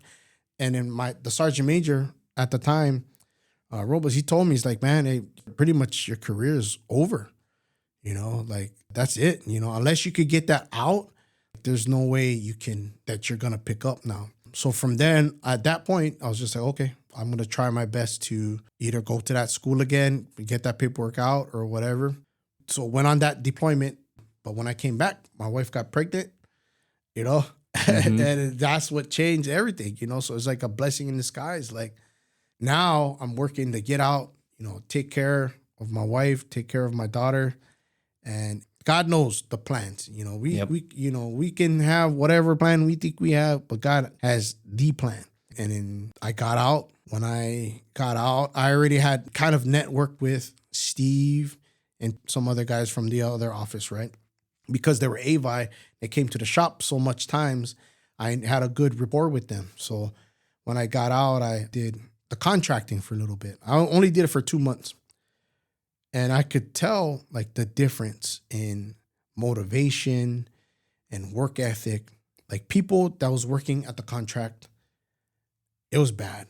I mean, people were dressed very... I'm not saying you need to wear a suit and tie, but I mean, like people were just very unprofessional, working on the aircraft. I'm like, it looked like high school, but I always wore collar shirt, jeans or rugged pants. But the guys from the office, they came and talked to me like, hey man, there's a corrosion spot. I'm AVI, but I didn't really bust rust like an airframer did, but every CDI, CDQ, you take the corrosion test. So I was like, you know what? I did take the CDI test. I took the corrosion test. I could do corrosion. I could learn about it. How hard can it be? So I went in, I interviewed with Perro. And he was like my first mentor there, and Frank. These guys were airframers, and they told me like, hey, this is what you're going to be doing. You're going to be teaching. You're going to talk about corrosion. We got 2 different types of classes that you're going to give. So I really had to learn how to teach and learn how to speak publicly. And that first 2 years, I mean, I was so scared. I was so scared, man. Yeah. I would teach my class and I would try to just talk so fast just to get it over with. Like, all right, this is this, this is this, this is this. And then I wasn't confident in all the questions. And it was crazy. I could see all these other guys teach. And now I feel like my teaching is good. Yeah. And I'm going to a school for even more teaching. And now I'm federal, so God really has a plan, right? Yeah. And that's another thing, right? That's another thing I'll talk about. When I was a contractor and I was AVI, that was the original plan, to go AVI 53 tech rep. Mm-hmm. My first supervisor when I got to the contractor was Brandon. And Nice. yeah, so I knew how smart he was. When the AVI position opened up, and he always treated me nice, so that was another thing too, right? It was me and him. And I was like, okay, well, I know he's going to get it. And I was just like, man, yeah. I thought about, I was like, yeah, it would be nice. But also there's other things. Like my daughter we got her screened for being on the spectrum for autism. And we didn't want to break up the insurance. We didn't know, like, okay, when we transferred, we didn't know what was going to be covered. I also was like, this is not the right time to take the AVI spot. And then Brandon ended up getting the spot, which was good for him. And then he's more deserving anyways, I feel. Fast forward, Mike comes on board. And that brings another corrosion federal spot there. And then he started telling his plans. So I was just like, maybe I'll go corrosion. But then the V-22 comes on board. Mm-hmm. And I'm like, okay, well, they tell me, like, go for the AVI spot. You're going to have no competition. So I did. I put in for it. I got it. I did the interview. And I'm like, all right, I guess I'm going to be a V-22 AVI guy. I don't know nothing about the V-22. I can learn, though. Yeah. So I started going to classes. I started trying to learn. But the medical, I went to the doctor. And they're like, nope, you're disabled. You can't do this job. These requirements, you can't do it. So I was like, oh, man. I was like, I had it. I did the interview. I had the spot. And then the medicals. So I was like, all right, I guess I'm going to wait then. And I waited. I waited till the other spot opened up. And thank God I ended up in the position I am in now. I always just wanted to get back to federal because I didn't retire out the Marine Corps. I did 11 years. I did not want my time in the Marine Corps to go to waste. I wanted to get a retirement, Right. Yeah. So now this way I could buy back my time and get a retirement out of it as well. When I was in KBR had bonuses. So you recruited somebody and then they got to the spot. And if they kept the position for a month, you got $5,000. Whoa. Yeah. So when Joey came on, that was like Frank's recommendation. It was not anybody in KBR. But then the next one was Tom. And I think to us, going to be our second guy. And then we did the interview, me, Perro, and we're like, okay, this other guy is not the guy. Mm-hmm. And Tom did so well. He did so good at the interview. We're like, okay, it's going to be Tom. Yeah. And he showed up in his camis. The other guy showed up suit and tie and everything, but he just was horrible interview. And I don't know who got his. It might have been Perro. I don't think it was me. But then for the next person we got, after Perro left, we got Brittany. I got a bonus for her. And I also and then later on when she left, I got a bonus for you too. Yeah, I remember. So, I mean, it was nice, man. It was really good bringing you guys on. Also, I got a bonus. And it's crazy to see new people grow and teaching, but then also going to school. You went to school for a little while. I know you're taking a little pause or whatever right now. It was nice to get this position and go to school. And I think that's another thing I could talk about is going to school, man. Like, I didn't think about using the GI Bill. When I went to go talk to my advisor from Miramar, I just wanted to get the BAH. I just wanted the basic housing allowance. And he talked to me. He's like, hey, man, well, you got these years. You could get a bachelor's. You could even get a master's. Like, master's, you're crazy, man. He's like, yeah, you could go here and you can go to national. And literally, the offices were right next to each other. So we just walked over, got into the other office. I talked to the national guy. And then the guy from Miramar College, he started setting everything up because he used to work at national. So he knew the whole system. Boom. Hey, in 2 years, you're going to have a bachelor's degree. I was like, what? That's crazy. Yeah. And I went balls to the wall. That first year, especially, I mean, I was doing in-person classes online, and then COVID happened, and that kind of helped slow things down. But still, it was a grind, man. Yeah. I mean, it was a lot of classes that first 2 years. Once I got all my stuff done for my bachelor's. The master's was easy. I was already in the groove of going to national, taking a class a month, and it was a lot easier, you know. And I think that's one thing Marines and veterans, when they get out, they give you a class and it's like a day or a week, right? And they tell you, oh yeah, you're getting these benefits, this and that. But you don't know. I feel like you don't retain that information. Like literally, I got out May of 2018. I decided to start using my GI Bill August 2019. A lot of time where I just didn't go to school. I wish I had done it sooner, but everything happens for a reason, man. Yeah, for sure. And it's all according to God's plan, right? And everything happens for a reason, like you just said. And is there a part of military life, an aspect of military life that you find yourself missing? I mean, the chance to have retired military, but for the camaraderie with our job, it's perfect. It's cheating almost, you know? And that's one thing that we talked about that I've heard on your past, because I listened to the past podcast. Like, I feel like I never went through that period of depression, of not knowing what I was going to do. I always knew what I was going to do. Even before I extended or got out, I was already interviewing for my next job. You know, I was like, oh, okay, I'm in my extension right now. I'm going to go interview at the contractor. I actually interviewed the 53 reset twice and I got the job. I got the job twice and I had to back out because I extended. I mean, I always had a plan. I was proactive in working wise. And with this job, it's that camaraderie is always there. I think the thing I miss probably is the people that leave, you know. So I already have established relationships with a lot of my youngins, but they leave. And at least I get to see them come back sometimes. Some of them are stationed here. But eventually I know that they're going to get out. But I have already established new relationships, you know. But I guess that's the one interesting thing, you know, with the Marine Corps and military services. Like, it's just always changing. You know, there's always new people. The camaraderie, I still have it with this job. We're lucky and blessed to be in this position to where we get to interact with the Marines, and it's still there. And then even with our coworkers, it's still there. You know, we could still talk. It's not like a regular office. You know, we could still talk like men, you know, like about boys, you know. Like even when Don came on, dude, now our pigeon talking can go to the max, you know.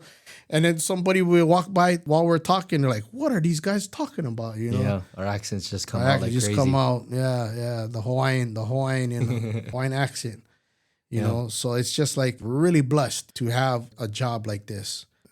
If you get out or if you're thinking about getting out, you need to plug into other veterans who's gone out that has experience with the school programs, work, just making sure you're prepared, man. Yeah. You have to always be looking for work. Just have the resume ready.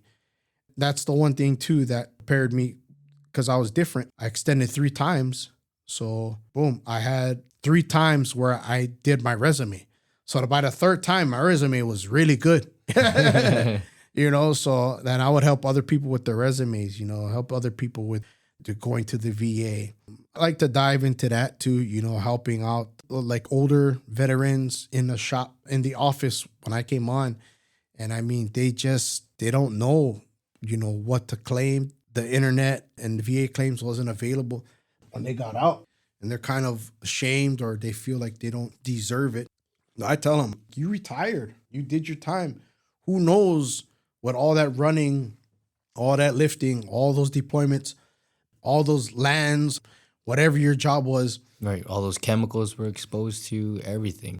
It might rear its head later on in life. Yes, sir. And you got to get yourself covered. I had to learn a lot of things on my own. But now, since I went through those, I try to help as much people that's getting out, transitioning out. Hey, man, use your GI Bill. Do this, go to school, get a job. Like the way that the jobs are changing too for civilian wise, I feel like there's going to be a lot more opportunities for prior service members to get contracting jobs. But it's all about networking too. Yeah. No, you're absolutely correct. I mean, stay connected, use your networking, use the abilities that you have, and just get connected with veterans, guys that are transitioning, guys like yourself, who has been tremendous help for myself, and I know a lot of other people. So yeah, we thank you for that. That's awesome. It's all about being connected, right? Connected to the community. Yes, sir. What are some practices or beliefs that help you navigate today's life challenges? Man, it's really changed coming from contracting to this federal. You know how it's been like these past couple months. I went on a business trip.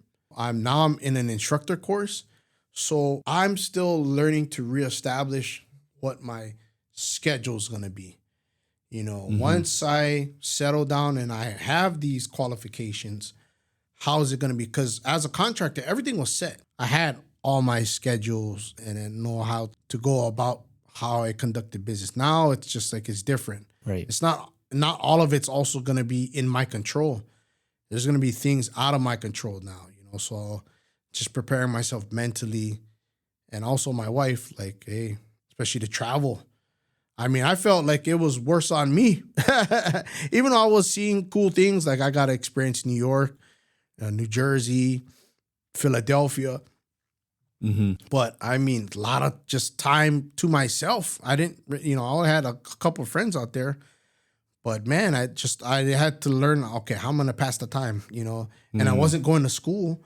So just learning how to deal with kind of some things, But I think the thing that gets me through is just my daughter has very regimented day. She's on the spectrum, and it helps to have that regimen. So it's everything. Wake up in the morning, especially now with this federal job. I know I'm gonna make her lunch. I wake up early. I get ready for my work, and I'm gonna make sure all her lunch is ready. I'm gonna pack her bag and her drink. And now, when we got our house or our condo where it's at now, it's right by her school. So now that's all I have to do. And my wife, it's easy. She could walk her right there. The school's right there. So it's a blessing. And it helps start the day and gives that regiment, Also with this job, with the flexibility, I can also get a lot of stuff accomplished at the house, help out my wife, even you too, it's like big boy rules, I think the best thing about our job is the flexibility. Right. So, and I still have that. That helps. I get what I need to do to get accomplished. Going back to school again. So really getting back into the rhythm. And that's another thing too, because the past 2 months, I haven't been going to school either. Mm-hmm. Now I'm back in my class. I got my class again tomorrow. So just getting back, getting back to my regiment. Yeah. Finding the groove, building basically a new schedule because you got the new position, right? And just learning that avenue now. Mm-hmm. So I want to ask you something. I want you to be super real with me and to our listeners, actually. And we can talk about careers and accomplishments all day. But at the end of the day, from a brother to a brother, a peer to a peer, a Marine to a Marine, how are you doing? And I think it's a good thing that we can check up on each other. Just want to know how you're doing. We go to work and we talk and chit chat, but honestly, man, like, how are you doing? I am excited, with this learning a new skill, going back to school. I'm excited about those things. But I will say this, going on that business trip, going on that work trip, it wasn't the job, like learning the skill, learning how the course is going to be taught. It's just like learning. That's easy. I think I could do that. That'll come with time. Mm-hmm. But I'm telling you, it's the downtime. It's the idle hands, man. It's the isolation that you experienced out there. And it was a lot.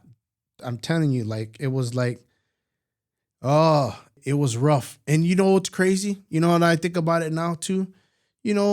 I went there, probably the most important thing I should have brought with me was my Bible. And I didn't bring that, At least I found a church out there. That was like the first thing the next day. I got there on a Saturday. I was like, all right, I had to find a church out there. But all the other time, idle hands, man. Yeah, because it sounds like every place that you've been, you've always been doing something. You always were busy. There was always community around you. But this first trip, you were out there alone, and the voices of isolation started coming in. Yep. one thing I started doing, I started changing my sleep schedule. That helped out. Going to sleep earlier, waking up early, and then going to the gym. Now with this, going back to this class, I kind of fell off on my working out. When I came back, I stuck with it, man. I was going, either going on the bike or going swimming. And then I also had weights I just had weights. I've had them, just never used them. I'm lifting them now. Just getting back into that routine, getting that back into the schedule. Probably need to find the time to find another Bible study community. I will say this. I love the church that I go to now, but it's a lot of older people. Right. So it's hard. It's really hard to connect with them on a social level. Yeah. So like they all got their schedules and I talk to them. They're very old. Yeah. So I would like to, I already talked to my wife about this too. We're probably going to start looking for a more younger church. We can get involved and also find that community with a Bible study, because that is important. Yeah. Not just going to church on Sunday and getting your little Sunday fix. Service and then you don't do anything for the rest of the week, you ain't growing. Yeah. So I definitely need that. Sure, man. But other than that, though, I'm excited, man. Yeah, man, you have such a positive outlook on life, and all the things that you've been through, it's just inspiring, really. Yeah. And also, since you transitioned, right, or since that trip that you had that kind of had those voices of isolation come in, has your support network evolved since then? Well, what have you learned so that you would do something? One thing my wife told me to do, she's like, you're already going out eating a lot. Why don't you start documenting your eating? Yeah. Doing a little foodie thing. Yeah. So that's what I started doing. And it was good. Like one of the first things I got out there in New Jersey, I got like cheesesteak sandwich from this place called Donkey. It was so good. And I mean, that video, I posted it and I don't say anything. I'm not like, oh, this is from here, da, da, da. And no, it's just me like opening things up and eating it. It's really good. Yeah. I only put places that I really like. So you've kind of built like an online community now. Small one. Starting up. It doesn't matter the number, right? It's now that when you do go on trips that you have to leave your family, your normal schedule, and that way those voices don't come in again. Because now you got a community that is always with you. God's always with you. Sometimes the devil or the enemy is just louder sometimes. And it's good to have other communities, people you can call into, or like your foodie thing that you're doing. That's great, man. I will say this, it's going to be Father's Day. Yeah. So that was another thing too. Also, like missing my wife, missing my daughter. And when I came back from my trip, I mean, the therapies that she gets, she's improved so much, know. And I feel like just in the past 3 weeks, man, I mean, one thing I've always wanted from my daughter was to be able to have a good conversation, like questions and answers. A lot of the stuff, because she can talk, she's not nonverbal, but a lot of things are scripted. But man, the other week, usually I'll pick her up from school and be like, hey, what did you do today? And then I would always, before she was speaking, I would give her a script like, did you sing songs and play games? So I was suggesting and also asking her. Mm-hmm. So then every time I would ask her, even from preschool, I was like, what did you do this day? Sing songs and play games, But literally, like last week, I asked her, hey, what did you do today? She's like, oh, I drew this. I did this, this. And I was like, oh, my gosh. That's awesome. Like, dude, leaps and bounds, man. Praise God. Yeah. For my wife doing all those therapies, I'm really thankful for that. Just seeing the progress, So it's really a blessing, that kind of stuff, seeing that when I came back. Because I missed that too. I missed coming home and then seeing my wife and daughter. It was also like a relief. Oh, okay, I don't need to keep bothered. I can go to sleep now. That was one thing, like the benefit. I could go to sleep early and then literally, because the time's ahead, so I have to go to sleep. But that was a nice thing to see when I came back. Yeah, man, it sounds like you have a super strong bond with your family and just your friends in general. You have a big heart for them. I mean, especially your daughter. It must have been really hard that was your first time being away from them? yeah, for that kind of extended period of time, that was probably the longest time I've been away from them since, like, in the Marine Corps. I think we went to like El Centro or something. Yeah. That was the longest time since like then. And that time she was like a baby. Right. I've done a work trip before in 2019, but that was only a week. Yeah, this one was 3 weeks. Mm. Yeah, and you were on the other side of the country. You know, we're here in California. You were all the way in Philly. Yeah, the time difference, like in the mornings, like they're sleeping. So I only really could call them after work or like kind of like when I'm about to go to bed. Mm-hmm. For a lot of that trip, my sister-in-law, we brought her from Texas. She stayed with my wife. At least she wasn't alone for a big chunk of it, you know. Yeah. So that kind of helped out as well. And we've done that for multiple things where I've been away. Like when I went to Hawaii for my buddy's wedding. But I'm in Hawaii, you know. So and I know what stuff to do there. And all my friends are there. So Yeah. there's no depression there. Yeah, you weren't isolated out there. Yeah. Well, you know, like you said earlier in our conversation, you said that God does everything for a reason, right? And he sends you out there for a reason, to learn, to grow. And I think you have, man. Oh, yeah. Praise God for that. Yes, sir. Here on the Barracks Life, we have a tradition that connects our guests across all episodes. So here, I have a bowl of questions from previous guests.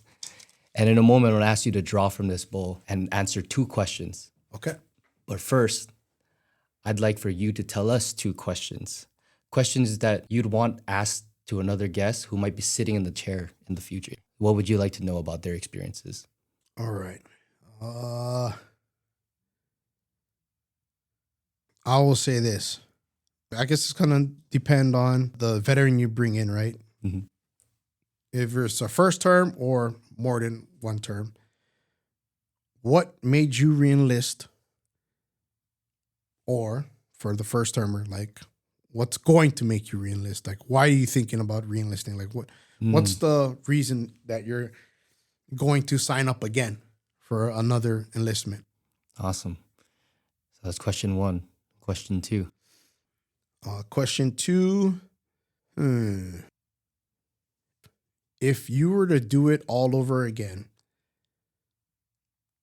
what would be one thing you would change in your career of service? That's a good one. Those are some awesome questions, man. Very thoughtful. Now it's time for you to draw 2 questions from our bowl and answer. Oh, nah. There's one. Please read it out loud. Oh, you guys typed them. Oh, nah. That's my handwriting. What you think is the reasons for mental health and homelessness among veterans? Do you want me to answer this one right away? Yes, sir. Okay. Mental health and homelessness among veterans. You know, I can't speak for most of them, but I can speak for one of my friends. One of my good friends, man. Guy had the same kind of background that I did. Raised up in a God-loving, God-fearing household. And he didn't have the same work ethic as us. And I wish, as Marines, I wish I could have been harder on him about his work ethic, about his laziness. Because the Marine Corps, you could join, you could be lazy, but you're still going to get paid the same as the guy next to you.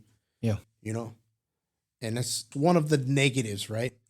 You can work hard, you're still going to get paid. If you're the same rank, you're still going to get paid the same. Right, as someone that doesn't pull their weight. A lot. Yep. So I think it felt like he took advantage of it. But me and him were really good friends. Really good, like as a friend, really good guy. But I think when he got out, he missed that camaraderie. So he started looking for that camaraderie in the wrong places. Yeah. He went the wrong way, man. He found it in biker gang. And I think through there, he went down a road of addiction. And he's kind of battling those demons now. Mm-hmm. And I know he's battling with homelessness. I don't know if he's ever lived in the streets, but when I talk to him, he's moving between houses, you know. Mm-hmm. So for him, it was not finding that camaraderie, looking for it in the wrong places. He got that addiction. Another thing that's sad about him is that he lost his family. Through the addiction, he lost. There might be a chance that they can come back together. And I know his family. I know him. I know his family. I try to talk maybe between them, but it's just a sad situation. And I know the reasons why they're hurt, but I really pray for them, and I hope there could be some reconciliation, and he's also got to work on himself. Yeah. Finding the camaraderie in different places, the wrong places, and then that led him down a road of addiction. Yeah. Thanks for that, man. Do you mind drawing second question? Was joining the military a lifelong goal, or did it develop later? Well, for me, developed later, I would say. I don't think it was like a goal, like, oh, I'm going to join. Especially like the Marine Corps. As a kid, I didn't even know what the Marine Corps was as a kid. I remember one kid, he brought, I don't know if it was his stepdad's or his dad was a Marine. He brought a Marine cover to school. He wore it to school. I was like, what's that? Oh, it's a Marine cover. I was like, Marine? What's a Marine? All I know is Army, And in church, you had the, I'm in the Lord's Army. Yes, sir. And you sing that song. So all I know is Army. Like, I think about soldiers, thinking about Army. I didn't know what a Marine was. And then my dad got that job at Camp Smith. And then I saw what Marines were. Granted, like Camp Smith's more like admin base, but still seeing the Marines that were there. And then KB had them all. You have aircraft, you have infantry, you got a whole bunch of, you got them all facets of the Marine Corps at Kaneohe. It wasn't a lifelong goal. It came later on in life. I just think my dad getting those jobs, those last two jobs at Camp Smith and Kaneohe Bay, that's what kind of shaped me, because eventually I remember those things, and that's why I thought it was a sign from God. A Marine that worked with my dad at KB, he spoke at my dad's viewing. I don't even remember the guy's name, but I was like, wow, like he couldn't have known my dad that long, and he came out there, he went up to speak and he spoke, so I was just like, wow, I don't know who that guy is, but this was a Marine. Yeah. And so that was like another thing, he spoke at my dad's funeral. That's what made me join. I never, from a young age, I didn't think I was going to necessarily join the military, especially not become a Marine. I didn't know what it was. That's awesome, man. Thank you for those thoughtful questions and those full answers. Those will become part of a growing collection, creating connection between service members who might not ever see each other, but we all share that common bond. Thank you for contributing to this ongoing conversation. You know what, Charles? We've been sitting here talking story with you, and I think about other Marines, maybe some young avionics technicians out there, some young guys just on the fence about joining. Your story, your journey through 11 years of service and everything that comes after. There's wisdom in that. What would you like to share to those folks who might be on a similar path as you? Just enjoy the ride, man. Take a lot of pictures. When I joined, we just started getting digital cameras or the range, and I took a lot of pictures. I took a lot of pictures the first deployment. And I'm happy. I'm so glad that I did now. It's a lot of good memories, but don't be afraid of going to war. You're not going to be by yourself. You're going to have people there with you. You're going to have your shop, whatever your job is. You're going to have that person on the right, person on the left of you, and they're going to be your friend, your brother, your sister. They're going to be your family. So I would say just don't be afraid. If we ever get to the point to where we're in combat again. But if we're in peacetime, hey, try to do things the right way. That would be one thing I would say, especially now we're in peacetime. Do things the right way, because that's going to set you up for when you deploy. You already have those right processes. So when you deploy, you continue those on and you don't skip steps. I mean, we were guilty of it too. I mean, like we did combat, 50, 60, combat, whatever. Right. Well, it says here we're supposed to order this stuff. No, just dust it off, put it back in. Oh, okay. Like, no, we're supposed to order new parts. Now, do things the right way. Just like with our job, like we try to preach, the aircraft will last longer. If you do things the right way, it'll carry over from the peacetime to the wartime, and then everything will run more smoothly. Yeah. Before we wrap this up, I got one last question for you. Is there anything you'd like to say to possibly someone who's listening to this show, be either a veteran, active duty, or even a civilian?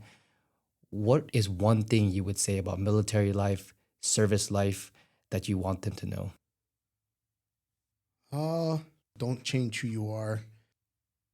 For me, I think it's learning from, not only from your mistakes, but also learning from your leadership, actually listening to your leadership. You can avoid so much. They already went through it for you. They might know somebody that's gotten DUIs, that's partied too much or did something and got NJP'd or whatever. Listen to their stories because they know they're trying to look out for you. But sometimes that's the way God needs to teach us a lesson too. Yeah. So you will, like, sometimes you mess up and you have to make a mistake in it to learn.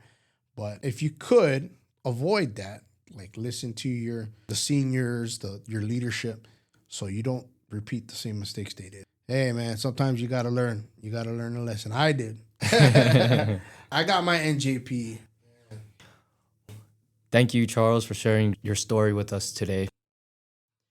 And to our listeners, remember that every service member's journey is unique, yet together they form a rich tapestry of military life. Join us next time for another compelling story from the Barracks Life. Until then, this is Kit Lovan reminding you that where boots hit the deck, stories take flight.